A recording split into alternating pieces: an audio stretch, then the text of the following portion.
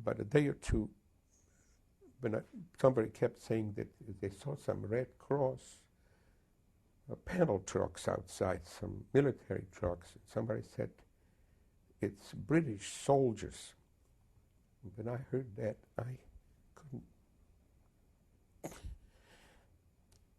That's when I believe when I heard that, it's the first time that I felt that I was human. That somebody, that it's over. I was too weak to even stand up. This testimony was recorded on video in the 1990s. Today, it is accessible online on the IWitness platform of the USC Shoah Foundation. The USC Shoah Foundation's Visual History Archive, established by film director Steven Spielberg in the wake of the success of his movie Schindler's List, marks a watershed from analog to digital media. Its establishment coincided with, as Jeffrey Chandler has emphasized, the advent of the Internet, that marked the start of a new era in media practices, transforming the ways in which information could be stored, inventoried, disseminated and engaged. Though still recorded with analog video technology, the videotaped survivor testimonies were from the beginning intended to be disseminated online. Thus, for Chandler, the VHA, the Visual History Archive, also bestrides the transition from the video age to the digital age. The IWitness platform offers ways of exploring the Visual History Archive of the USC Shoah Foundation. Users can search for specific keywords, locations, or testimonies and then watch the interviews.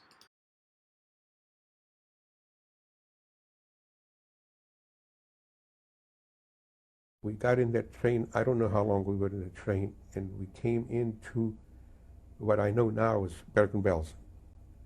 As far as I was already half alive and half, we were coming out those barracks, the railroad cars holding on to one another.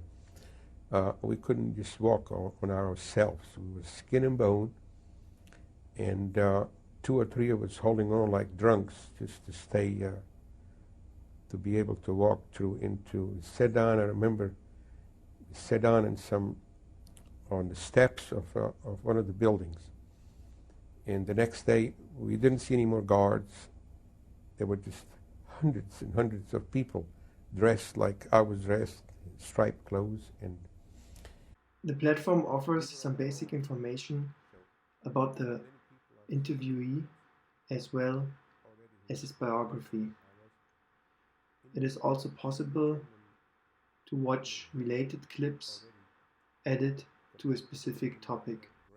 And we were left completely with some water in the back of the building that you could faucet, that you can get some water. And I just crawled back to the building that I was before, sitting down on the steps, and I don't know how many days I was there, 2, 3, or 4, I honestly don't know.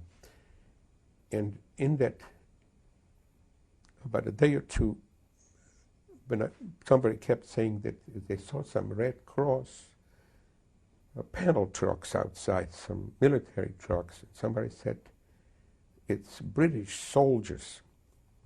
When I heard that, I couldn't. That's when I believe when I heard that, it's the first time that I felt that I was human. That somebody, that it's over. I was too weak to even stand up. Furthermore, it is possible to either download the specific clip or to save it in a workplace provided by the platform.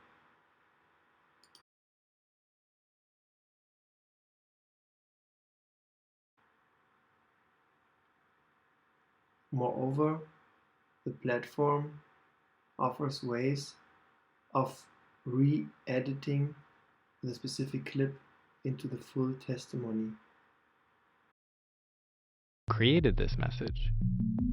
How might different people understand this message? What values and points of view are represented in or left out of this message? Why is this message being sent?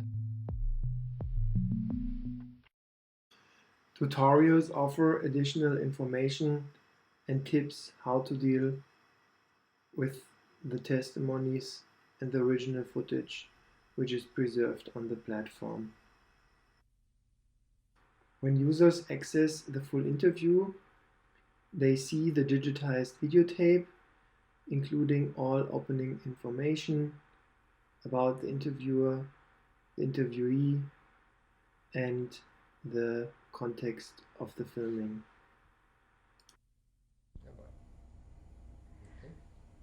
Today is April 27, 1997. Survivor's name is Martin Aaron. Last name at birth is Aaron with one A. The interviewer is Carney Perez.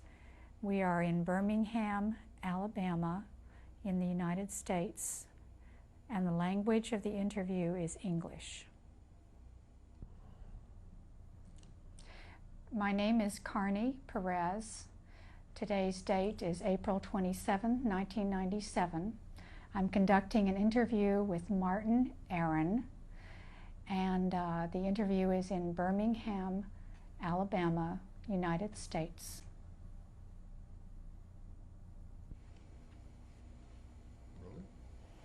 Would you tell us your name, please, and spell it for us? My name is Martin Aaron, M-A-R-T-I-N, A-A-R-O-N. On the right side, users can access the full interview through specific clips. The interview is transcribed. Certain information and keywords are related to the different segments, and in this column it is possible to navigate through the specific clips, and also the context information and metadata are running parallel to the actual video. In a small town was Czechoslovakia, was Taras. Could you spell that for us? A search function offers the possibility to identify specific segments within the video. For example, we can locate the segment, the clip, which was added to the Liberation collection. Somebody kept saying that they saw some Red Cross panel trucks outside, some military trucks. Somebody said, it's British soldiers. When I heard that, I couldn't. That's when I believe when I heard that, it's the first time that I felt that I was human. That somebody, that it's over. I was too weak to even stand up. Now users can locate the clip in its original context and see what is said before and after in the full testimony. I was taken into a Red Cross panel truck, and I was taken to a small community by the name of Celle. Celle was a small city outside of Bergen-Belsen, and in that community they told us they're going to give us something to eat. And before then, when I was taken in down there, were hundreds and hundreds of people. They were dead, dying, and crawling. I never saw so many dead people in my entire life. I was lucky, I was fortunate, I was taken out more dead than alive. Furthermore, it is possible to scroll through the biography section. The biography section contains important information about the life of the interviewee, but also about the context of filming. Furthermore, the platform offers a slideshow with photographs from the personal possession of the interviewee. It is possible to manipulate the slideshow. Users can watch the photographs faster or slower. We also see specific close-ups from the photographs that were filmed with the video camera at the end of the interview. It is of course also possible to navigate to the exact clips in the full interview where the photographs are shown and described by the interviewee. This picture I found in the United States that was sent to America before the war, and my aunt had it in New York, and I made some copies of it. On the left side of the picture is my grandmother that I don't remember. It must have been taken, I don't remember my grandmother, but must have been taken in the early 30s. And standing up in the middle is my father's youngest sister, Bassa Aiga was her name. And she also perished in the Holocaust. I don't know what camp she was in. She had a husband and one son. None of them are alive. On the right side is my father's youngest brother, Mart Khalaib. This picture was taken in Sipinka, Romania, and I believe it was made specifically to send to the United States to my other aunts, which were her two sisters that lived in New York. A little over a year after I was liberated, was taken in Bergen-Belsen. It must have been in 1946. I was watching who and where is going into the Central Jewish Committee. I remember Yossela Rosensaft was our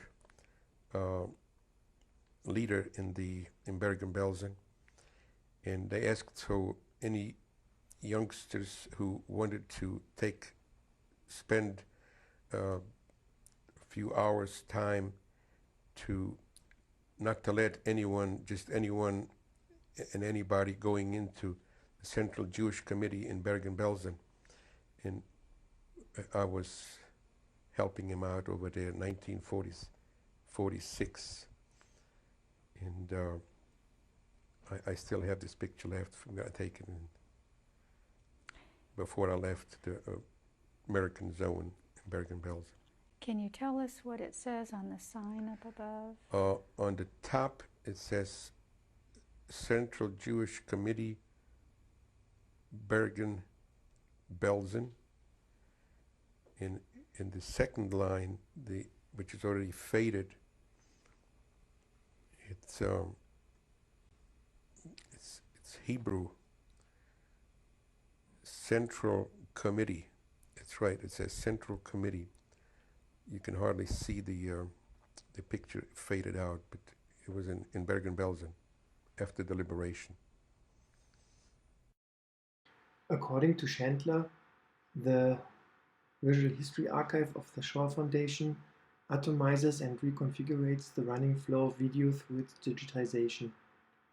First, he says, it's doing that by means of its index, which isolates segments from multiple interviews according to a user's choice of criteria and aggregates these segments into pools of information. This property of the VHA in effect enables survivor testimonies to tell different stories, which are engendered neither by the interviewees nor by the Shoah Foundation, but by users of its archive. A special feature offered by the IWitness platform is also the active creation of videos with the help of an online video editor. This gives users the opportunity to directly engage with the video testimonies and work with specific clips which they found particularly interesting. They can select the clips as it was shown before, and then they can load them into a video editor where they can start editing them to a short film.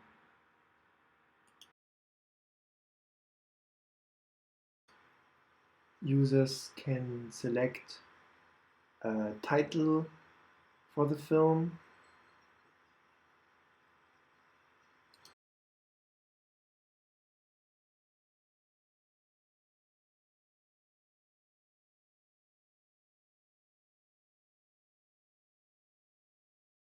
and then choose the clips and edit them within the project. I was very sick. I was just coping with typhus when I heard some noises outside. And in that, about a day or two, when somebody kept saying that they saw some Red Cross panel trucks outside, some military trucks. Somebody said, it's British soldiers. Users can also manipulate the clips. It is possible to edit them, to adjust them, crop them, and also to change the order. So that was a British tank cover. They all climbed that tank. And they were yelling, and of course they were very happy. I didn't feel anything, absolute nothing. I wasn't happy. I wasn't crying.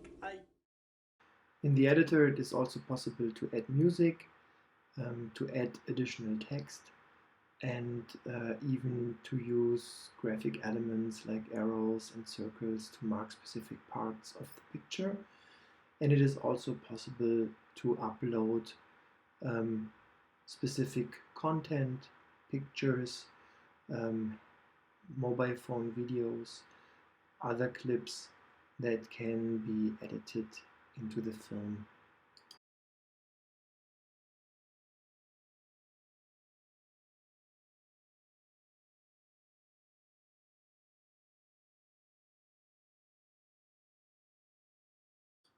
After finishing, the project can be published.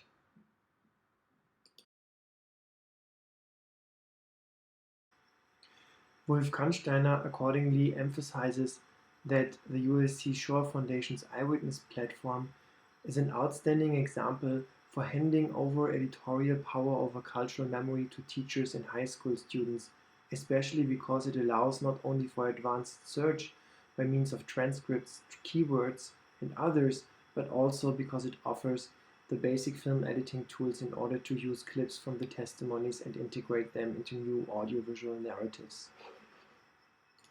We got in that train, I don't know how long we were in the train, and we came into what I know now is Bergen-Belsen. I was very sick. I was just coping with typhus when I heard some noises outside, very unusual noises. I managed to get up, and somehow I went out, you see, and I saw a big hill of human bodies, of the inmates, you know. As far as I was already half alive and half, we were coming out those barracks, the railroad cars holding on to one another. We couldn't just walk on ourselves. We were skin and bone, and 2 or 3 of us holding on like drunks just to stay, to be able to walk through into Sedan. I remember Sedan and some on the steps of one of the buildings. I weighed 80 pounds in 1945, 80 pounds. And in the middle of it, there was a flag, the British flag. And in that, about a day or two, when somebody kept saying that they saw some Red Cross panel trucks outside, some military trucks. Somebody said, it's British soldiers. So that was a British tank cover. They all climbed that tank. And they were yelling, and of course they were very happy. I didn't feel anything, absolute nothing. I wasn't happy. I wasn't crying. I just, okay, we are liberated. It was like nothing. I don't know. We became so dumb, so, not dumb, not that's the word. Numb. Numb, thank you. When I heard that, I couldn't. That's when I believe when I heard that, it's the first time that I felt that I was human. That somebody, that it's over. I was too weak to even stand up. And I was also very sick. I was halfway, between that and life.